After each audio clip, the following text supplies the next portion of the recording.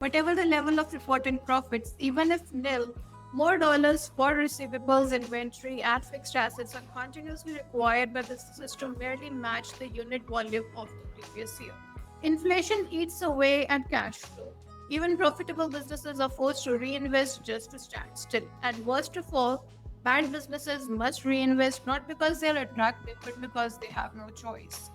The takeaway out here in an inflationary world, only the best businesses fund their cost of capital. The rest are just feeding the wall.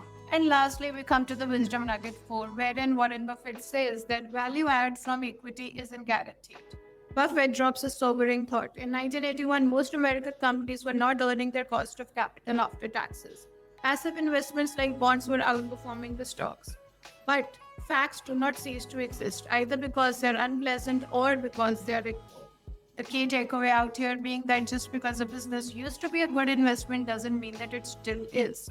Compare risk adjusted returns and not just history. A bonus insight out here, charitable contribution as shareholder democracy. Warren Buffett and Charlie Munger launched a program allowing shareholders to personally direct a portion of the company's charitable contribution. Over 95% of shareholders responded. This was more than just generosity, it was philosophy of decentralized decision making and shareholder alignment. As we wrap up this letter, we'd like to say that in this letter, Warren Buffett blends sharp capital allocation insights with dry humor and humility.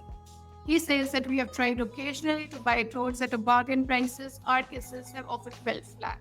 This is classic Warren Buffett and Charlie Munger humility and humor. So, if there is one idea to carry forward today, it is invest with humility, avoid magical thinking, and let great businesses do the heavy lifting. And if you did like this breakdown, do follow along. We'll be sharing more episodes from the shareholder letters that have shaped generations of investors.